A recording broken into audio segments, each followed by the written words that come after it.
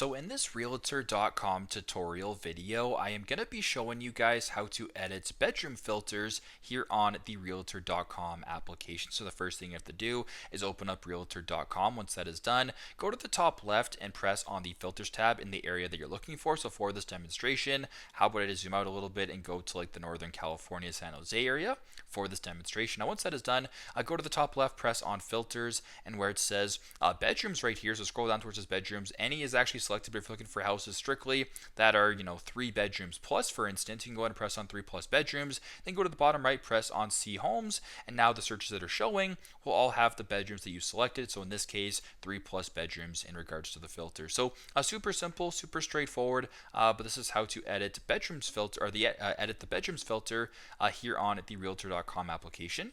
Thanks again for watching, and I hope this video helps.